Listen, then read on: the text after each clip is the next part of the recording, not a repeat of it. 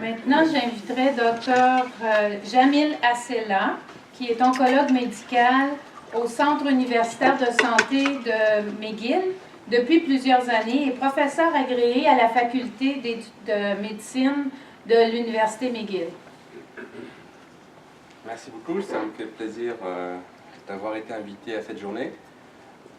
Ce qui me fait aussi plaisir, c'est de partager l'expérience avec les patients, les infirmières, tout le monde qui sont... avant de continuer, j'allais dire que le français était ma deuxième langue et l'anglais ma cinquième langue. Et malgré ça, j'enseigne à l'université McGill, donc les pauvres étudiants. Donc ça me fait très plaisir de partager un peu ces ressources-là. Je ne voulais pas trop faire de science aujourd'hui. Je voulais surtout vous montrer un peu, dire un peu ce qui se passait dans le monde des tumeurs neuroendocrines et aussi voir un peu comment nous, les médecins et puis ceux qui étaient un peu dans le domaine des tumeurs neuroendocrines à l'université McGill, qu'est-ce qu'on faisait pour améliorer l'expérience des patients. Et on a fait ça grâce à une patiente qui n'avait pas une tumeur neuroendocrine, mais un autre cancer, qui nous a aidé un peu. Donc je vais vous faire part un peu de ce projet-là. C'est en phase de pilote dans notre hôpital.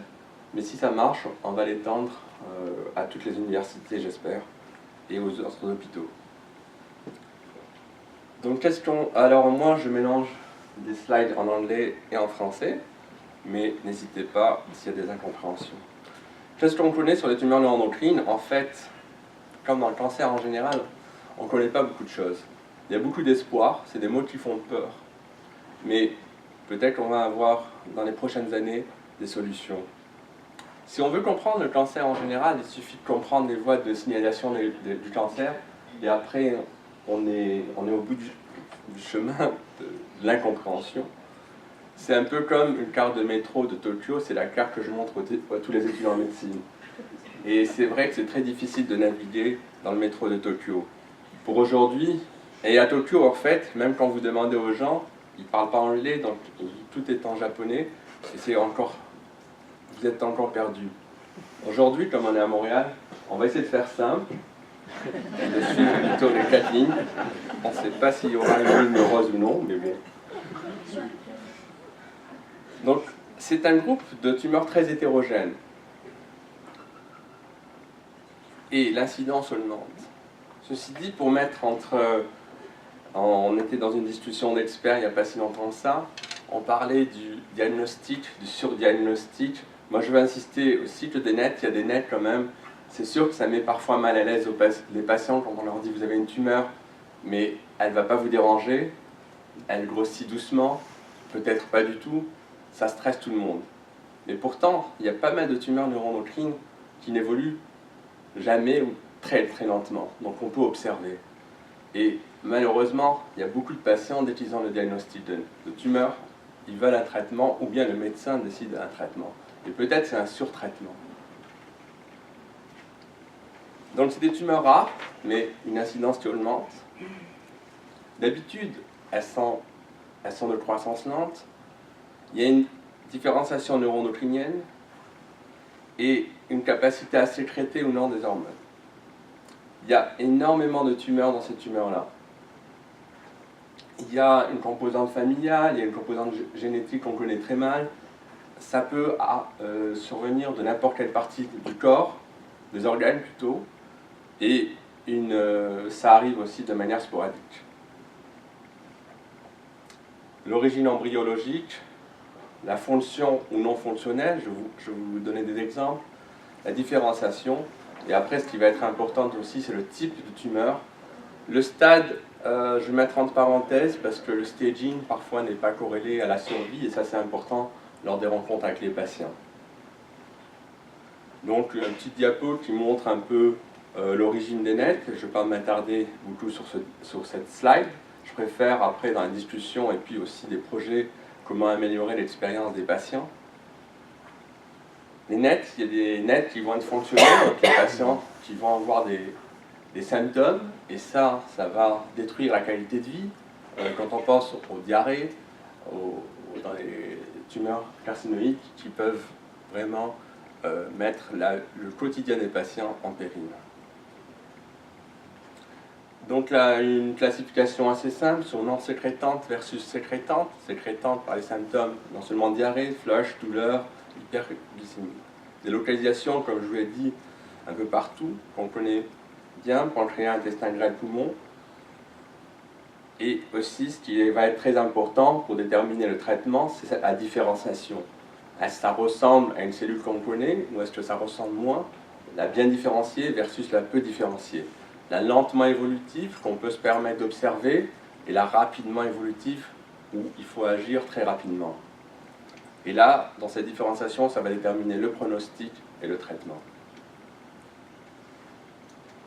Donc, ça c'est un peu pour résumer, mais j'ai dit la même chose. Donc, juste vous parler un peu des symptômes, certains symptômes. Donc, il y a des patients asymptomatiques qui peuvent se présenter avec des syndromes obstructifs. Et d'habitude, les symptômes sont dus aux métastases hépatiques. Il y a des hormones qui circulent dans le sang, surtout la sérotonine. Les symptômes les plus fréquents qu'on rencontre, c'est les douleurs abdominales, après les diarrhées, le flushing, mais il y a toutes sortes de syndromes qu'on peut observer aussi. On a aussi une crise qui est connue, la crise carcinoïde. Là, les chirurgiens connaissent ça. C'est pour ça que parfois, avant d'opérer, ils utilisent les analogues de la somatostatine en intraveineux. Hier, on en a discuté un peu dans une autre réunion. Donc vous voyez un peu cette photo-là avec l'exemple du flush. Et puis ça c'est juste les fréquences au niveau cutané. Donc le flushing 94%, avec syndrome carcinoïde, les diarrhées 78%, les problèmes cardiaques aussi qui peuvent être importants. Donc si c'est tumeur digestive, il faut toujours rechercher des métastases hépatiques pour les syndromes carcinoïdes. Tumeur à sérotonine, l'appendice, l'iléon, le jejunum, bronche, côlon droit, estomac, un peu moins fréquent dans le rectum. Je vous ai mis tous ces dessins-là pour vous montrer que ça peut survenir partout. Les symptômes, c'est vraiment s'il y a des syndromes, c'est un traitement, comme je vous l'ai dit au départ, c'est la qualité de vie est un peu détruite, donc c'est vraiment un traitement instauré rapidement en urgence, qui sont assez efficaces. Parfois on fait appel à la chirurgie aussi, de débulking, surtout quand on a une métastase hépatique, ça améliore beaucoup les symptômes. Ce qu'il faut savoir, c'est qu'en cancérologie, on a besoin de tissu. Les Anglais disent toujours « tissue is the issue ». Il faut. Mais il faut se rendre compte aussi que le tissu, quand on fait une chirurgie, on observe bien la tumeur. Donc, nos collègues, les pathologistes, peuvent nous donner beaucoup d'éléments. Après, dans les tumeurs neuroendocrines en général, on a affaire à des biopsies. Une biopsie, c'est un échantillon. Donc, c'est vrai que dans la plupart du temps, ça va représenter la maladie, on va pouvoir se prononcer sur le grade, la différenciation, le pronostic. Mais c'est un échantillon. C'est-à-dire qu'il faut toujours parler au patient, voir ses symptômes. Si c'est un faible grade et si le patient est très symptomatique, très malade, il y a quelque chose qui ne va pas. Et l'opposé est vrai. Si notre pathologiste nous dit que c'est un haut grade et le patient, il n'y a pas de changement pendant 2 ou 3 ans, on va se poser des questions. Donc je vous ai mis une ancienne classification, je n'ai pas voulu la mettre parce qu'on a fait un peu des changements en 2017, mais pour la compréhension aujourd'hui, je pense qu'on va rester avec l'ancienne classification. Je serai vraiment très content de répondre s'il y a des questions sur la nouvelle classification. On classe en fonction de la différenciation et de la prolifération, c'est-à-dire plus une cellule a cette capacité de se répliquer, de se dupliquer, plus elle a cette capacité de faire des dégâts et de causer des symptômes aux patients, et après de mettre en jeu le pronostic de vie. Donc les grades 1, en fait, c'est les cancers qui sont gentils, les tumeurs gentilles. La prolifération, on la définit par un index mitotique ou par un Ki67, c'est un index de prolifération, de 2% ou moins. Et là, on est tous rassurés, on est content. Il n'y a en général pas de traitement, et puis on surveille les patients. Une zone un peu plus grise, parce qu'on a les tumeurs très gentilles, les tumeurs un peu moins gentilles, un peu l'histoire de Steve Jobs, dont on a parlé un peu, c'est les G2, les grades 2, type 2, donc de 2 à 20%. Et puis là où on commence à paniquer un peu tous, c'est le grade 3. C'est des tumeurs très prolifératives. Et là aussi, dans le J3, là aussi, il y a une zone grise parce que nous, les oncologues médicaux, c'est plus vers 50% qu'on commence à paniquer. Et là, le pronostic vital est en jeu. Ça, c'est la phrase un peu que je vous ai détaillée un peu tout à l'heure en vous disant que la biopsie est un échantillon qu'il faut vraiment corréler, si vous voulez, l'analyse anatomopathologique au patient. Dans beaucoup de cancers, vous allez dire, et puis on a beaucoup de patients, ils nous disent à quel stade je suis. C'est vrai que dans le cancer du sein, dans le cancer du côlon, c'est facile de faire un stade TNM.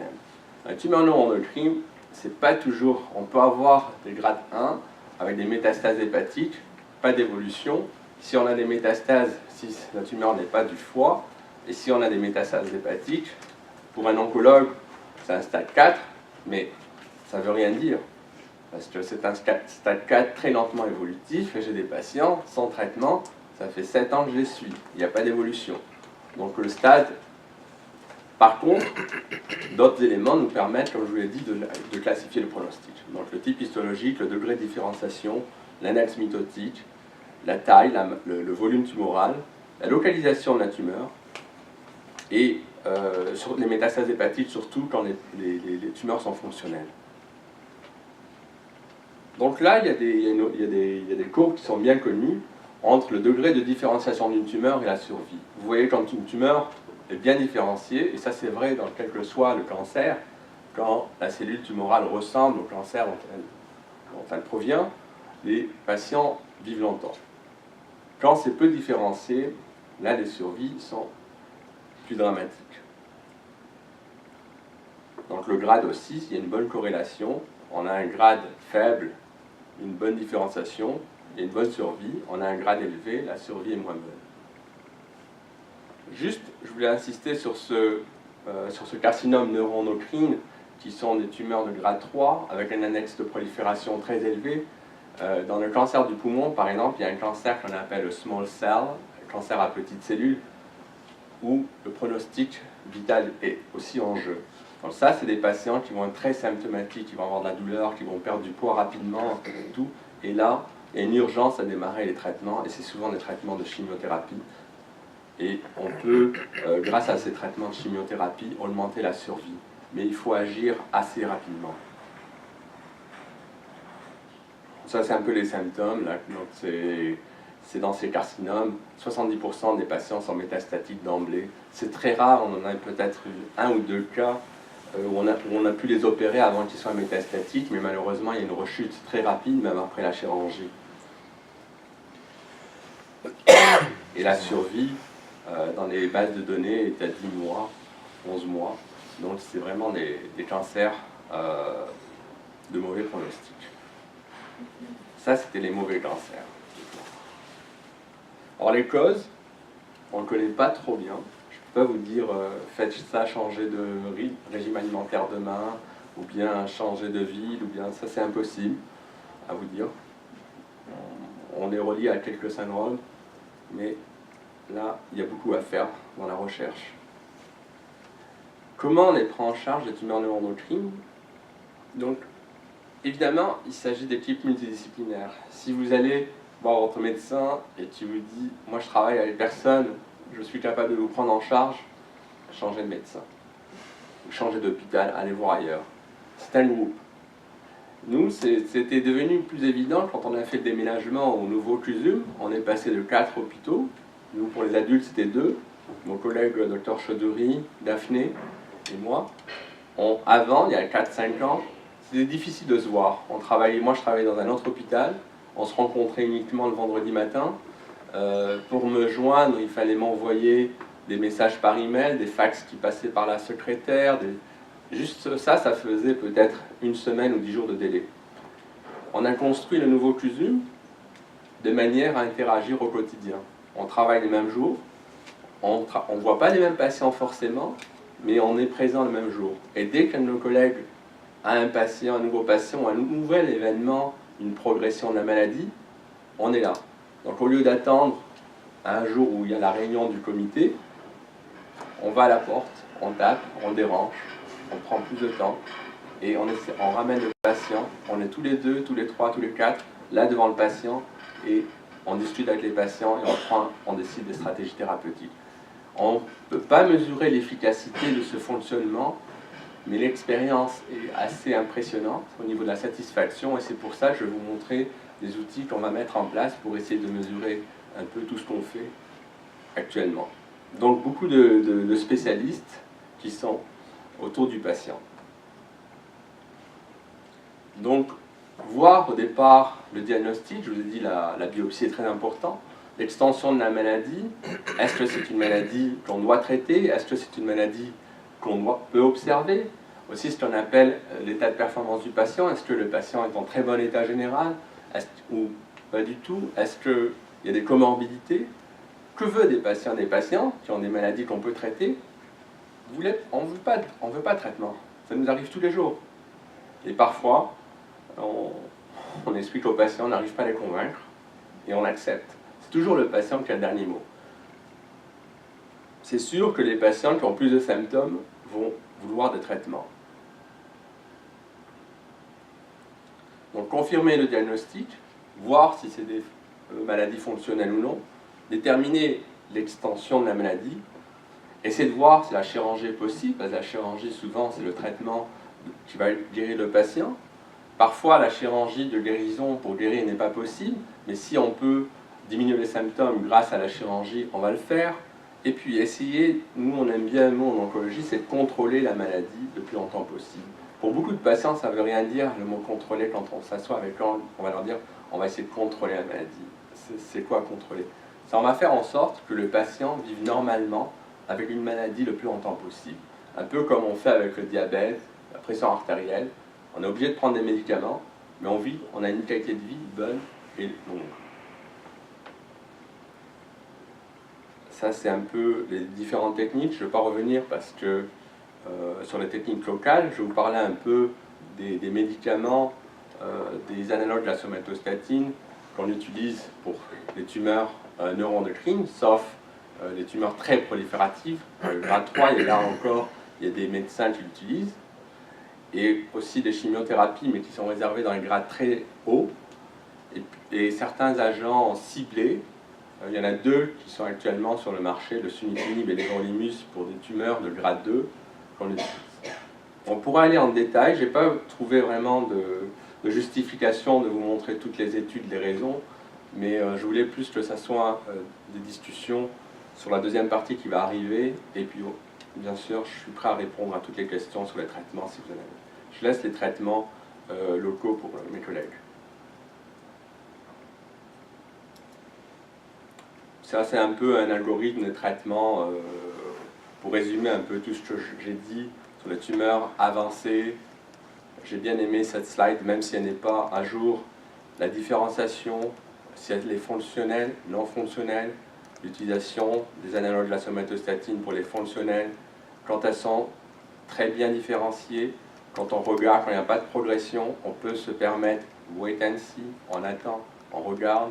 Par contre, si on voit que ça progresse, on va commencer les traitements, que ce soit des traitements médicaux ou d'autres traitements. Pareil, un autre algorithme, là il y a un peu plus de détails, mais encore une fois, je ne veux pas m'attarder sur ces algorithmes. Et la conclusion de ma première partie, c'est que les tumeurs neuroendocrines, ce n'est pas du tout une tumeur. Un groupe hétérogène de tumeurs. Il y a énormément de manières de les traiter. Il faut aussi avoir ce diagnostic en tête, et c'est ça peut-être qui manque. C'est pour ça que l'éducation est importante, aussi bien des étudiants en médecine, des patients, de tout le monde.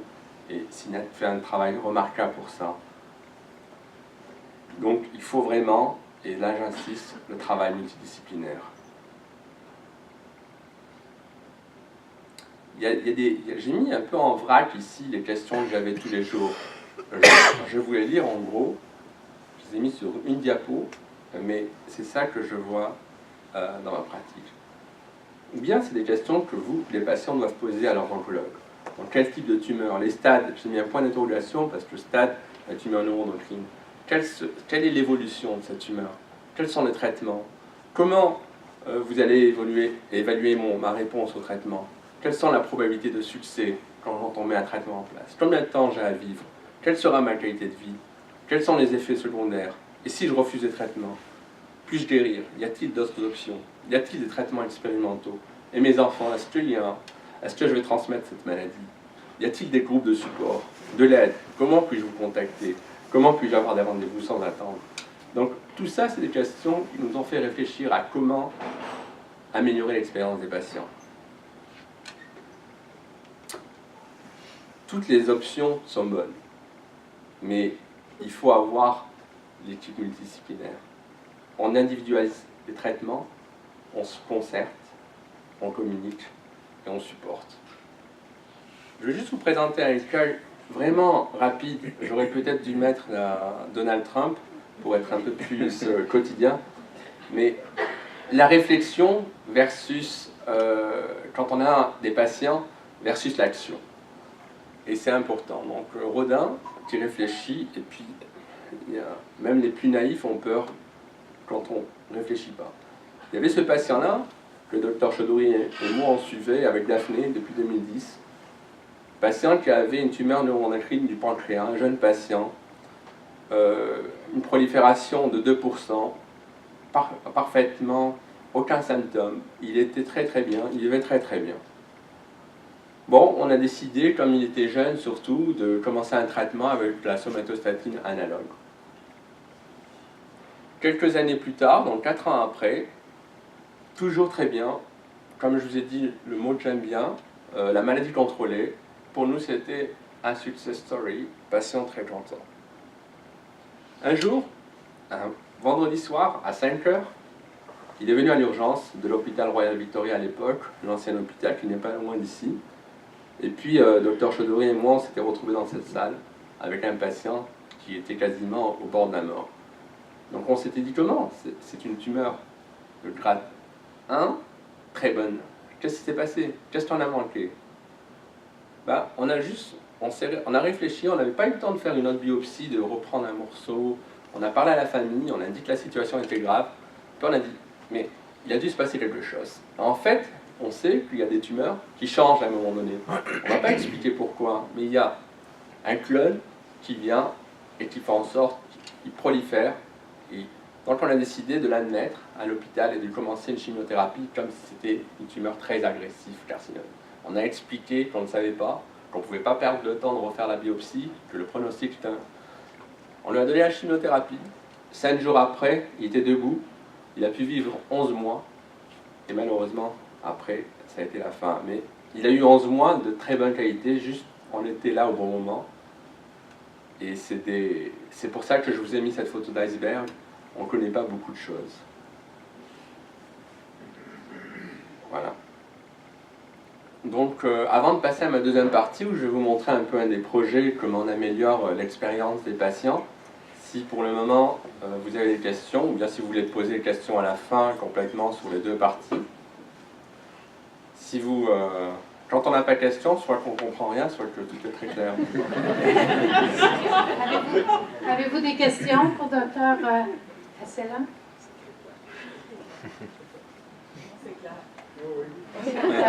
J'ai bien fait d'enlever toutes les slides des études cliniques et tout. Ok. On se prend pour plus tard. D'accord. Oui, bonjour. J'ai une question, c'est plus sur la première partie de votre présentation.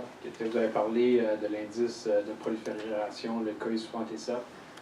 J'aimerais savoir à quel point, parce que cette information-là semble assez utile dans les traitements, le prognostic aussi. J'aimerais savoir à quel point cette information-là est précise, le COI-67. Parce que si je regarde dans mon cas personnel, l'exact même tumeur a été analysé dans 3 hôpitaux. Dans les 3 hôpitaux, le premier COI-67 que j'ai eu, c'était 4%. Ensuite, j'ai eu 7%, puis ensuite 18%. Fait que je pense qu'il y a quand même beaucoup de variabilité, en tout cas dans mon cas. Fait que je ne sais pas si c'est à quel point l'information est précise, puis à quel point ça peut être bien utilisé dans les traitements ou dans un prognostic. Ouais, je pense que c'est une très bonne question. Et ça met un peu en lumière les limites de la médecine et les limites de la standardisation de ce genre de marqueurs. Il y a des maladies qui sont beaucoup plus fréquentes comme le cancer du sein, où on utilise ce marqueur depuis des années et on n'a jamais réussi à le standardiser. Il y a des logiciels qui essayent, et puis il y a, si on prend dans votre cas, si on met 10 pathologistes dans la salle, il y en a, on va avoir 8 Ki67, Ki67 différents. Je dis Ki et pas Ki parce que c'est l'université en Allemagne, c'est l'université de Kiel, c'est cette année. Donc le Ki67 est très variable. Ceci dit, comme je l'ai dit, le Ki67 nous aide. Et après, il y a l'histoire, il y a les imageries, il y a les prises de sang, il y a les symptômes, il y a le tout. Donc on va rarement décider juste avec le Ki67. Il y a la différenciation.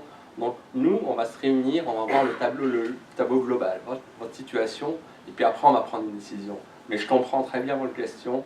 Tous les jours c'est la même chose. Il y a une variabilité de cet index. Il n'y a pas.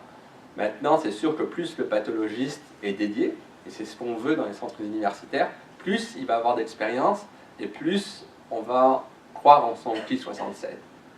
Mais on n'a pas cette chance d'avoir des pathologistes toujours dédiés aux tumeurs neuroendocrines. C'est des pathologistes qui font un peu toutes les tumeurs. C'est pas impossible.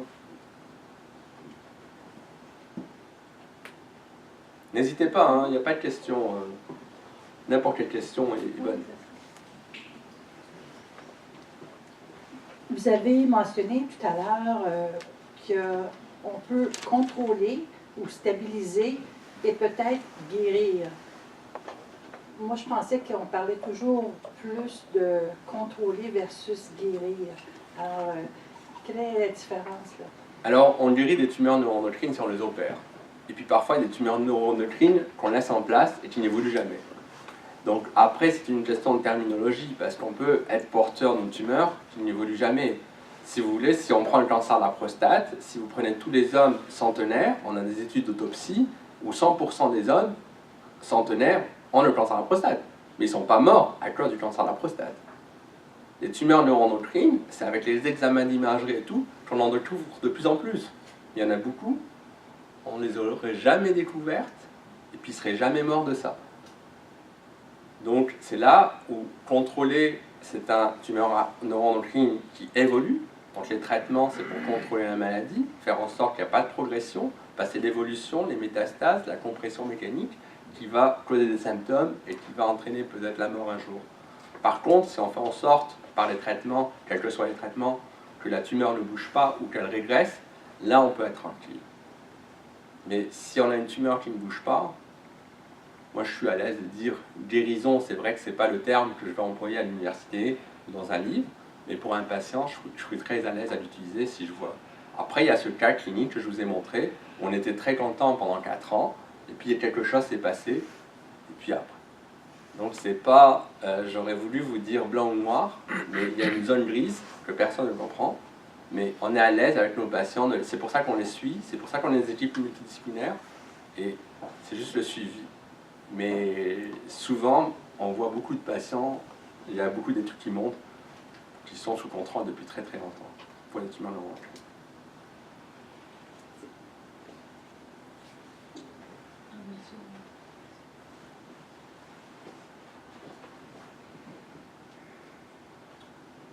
La genèse d'une tumeur, quelle que soit la nature de la tumeur, est-ce que c'est toujours un défaut de l'ADN ou qu'est-ce qui se passe avec ça? Puis en même temps, qu'est-ce qui fait qu'une tumeur peut être... Est-ce qu'on a trouvé un peu le... Qu'est-ce qui fait qu'une tumeur peut être 4, 5, 6 ans tranquille tout d'un coup? Qu'est-ce qui fait que, comme votre patient, qu'est-ce qui fait que ça... Tout d'un coup, avez-vous des pistes de solution ou d'explication? Alors là, on va rentrer dans les explications, pas trop. Enfin, je vais essayer d'être le plus scientifique possible tout en étant... On essaie un peu de vulgariser la chose. La cause du cancer, on en connaît une certaine partie, mais c'est certainement multifactoriel. Ça dépend de beaucoup de choses, non seulement de nos gènes, mais aussi de la malchance, je vais dire ça comme ça, et aussi des facteurs d'environnement. Mais c'est comme une agression quotidienne, chronique, un cancer. C'est comme ça qu'une cellule va commencer à avoir des problèmes. Mais c'est en nous. Et puis c'est l'agression extérieure après. On connaît beaucoup de sources comme le soleil chez les sujets très blancs, on va avoir des problèmes de peau, on peut avoir des mélanomes, des cancers de la peau, la mauvaise bouffe, la malbouffe aussi, le manque d'exercice physique. Mais il y a tellement de facteurs, c'est une addition de ces facteurs, mais c'est vrai que parfois, comme dans le cancer du col utérin, dans certains cancers, il y a des virus qui sont associés. Quand on élimine la cause, le virus, par des traitements, on peut guérir de ces maladies. Donc, quand on identifie une cause, mais une cause très précoce de l'événement, si on l'éradique, on peut guérir. Mais si on identifie une cause un peu tardive dans un événement, c'est très difficile à guérir. On augmente la survie, on contrôle la maladie, mais on guérit rarement. On guérit uniquement quand on éradique la cause. Et ça, c'est vrai pour un peu toutes les maladies, et pour le cancer aussi. Après, comment expliquer qu'un cancer qui soit indolent pendant 5 ou 6 ans devienne agressif? La seule explication qu'on a, c'est qu'il y a des cellules qui dorment, soit dans n'importe quelle partie du corps, dans la moelle, dans les os, et un jour, on ne sait pas par quel mécanisme, une stimulation, ça peut être comme dans le cancer du sein, une stimulation hormonale un jour, ou bien d'autres stimulations, on ne connaît pas la raison. Il y a des études qui ont été faites chez l'animal, de stress, juste le stress par exemple, qui fait en sorte que ces cellules se réveillent et se multiplient. Il y a beaucoup de causes.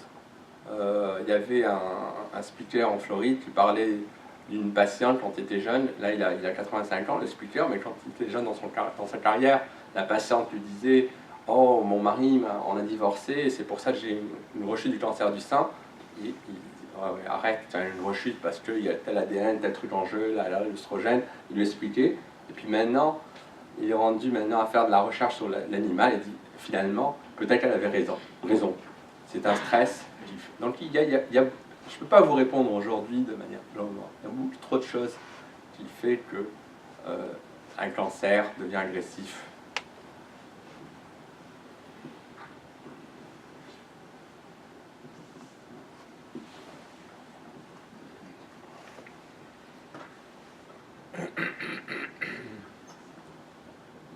Bonjour, vous avez parlé tantôt du cancer du poumon à petites cellules et à non-cellules. C'est juste pour savoir si un ou l'autre est associé aux tumeurs neuroendocrines. Non, je voulais juste faire une corrélation sur l'agressivité de la maladie. Ce n'est pas du tout associé, c'est juste dans les traitements, dans l'urgence du traitement et dans l'agressivité. Ok, parce qu'on a décédé du cancer du poumon à non-cellules, puis là, j'ai... Non, je suis désolé de la confusion, c'était juste pour faire la corrélation sur l'urgence, l'agressivité du traitement. Merci.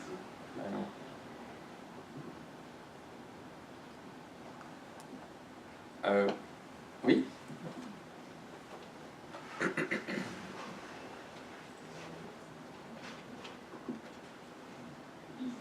OK, vous avez parlé des changements qui pouvaient se produire dans une situation où le cancer est contrôlé, qu'il pouvait y avoir à un moment donné un changement.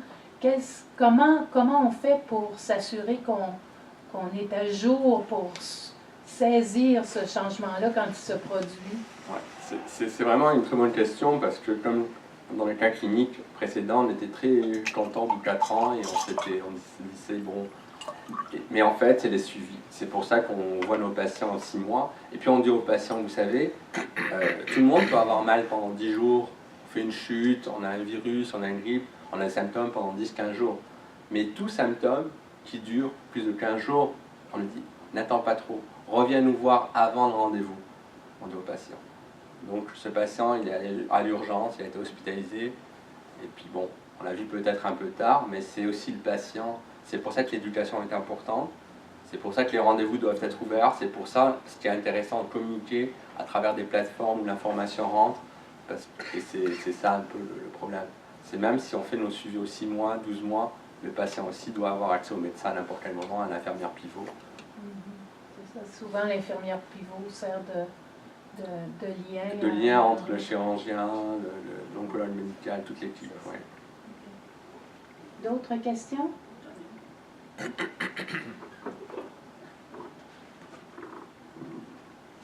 Comme membre de la famille d'une personne atteinte, justement, est-ce qu'il y a des choses qu'on peut faire en prévention, de parler avec notre médecin, des choses qu'on peut, je sais pas, des prises de sang à faire plus tôt pour s'assurer, est-ce que c'est génétique, est-ce que c'est héréditaire? Non, il y a très peu de maladies qui sont en fait héréditaires génétiques, mais c'est vrai qu'une fois que quelqu'un est atteint d'un cancer, après la probabilité qu'un membre de la famille ou le patient même soit atteint d'un cancer ou le membre de la famille augmente. Donc c'est très important de communiquer l'information au médecin de famille. Après, vivre dans la tête d'avoir un cancer forcément, sans évidence. Il y a des cancers où on a certaines évidences, on connaît des gènes, donc on fait des mesures prophylactiques. Mais après, faire des mesures prophylactiques ou bien vivre avec le cancer ou la rechute d'un cancer dans la tête, non, il est hors de question de faire ça. C'est des suivis, c'est peut-être que dans 10 ans, mon discours sera différent. Mais au jour d'aujourd'hui, non, moi je ne recommande pas du tout. Non, je recommande juste de communiquer avec son médecin de famille, de dire voilà, ma mère, ma tante, ma soeur a eu ça. Et puis après, il y a l'information, et puis dès qu'il y aura une découverte, c'est communiquer.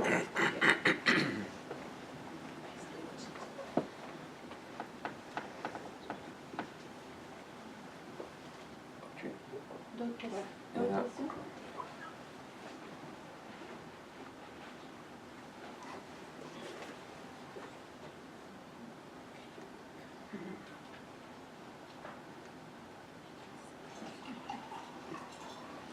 Bonjour, mon nom c'est Marcella, je suis une patiente qui a un cancer. Puis j'ai une question qui concerne les douleurs chroniques.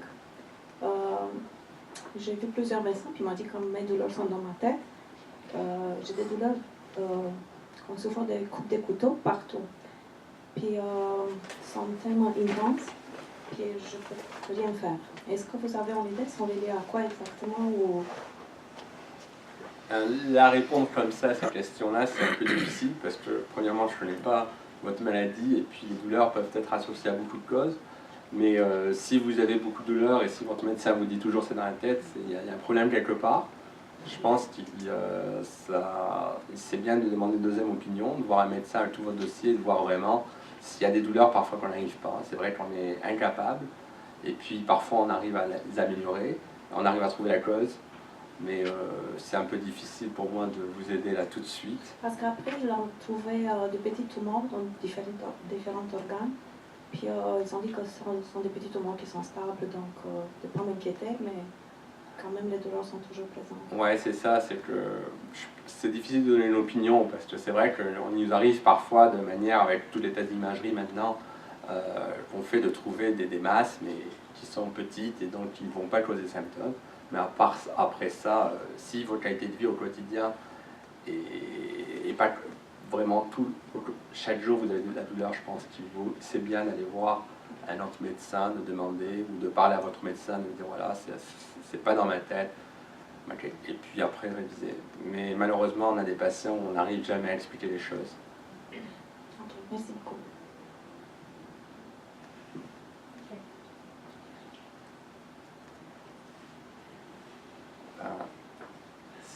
S'il n'y a plus de questions, je vous remercie encore une fois de m'avoir écouté et je suis très heureux d'avoir participé.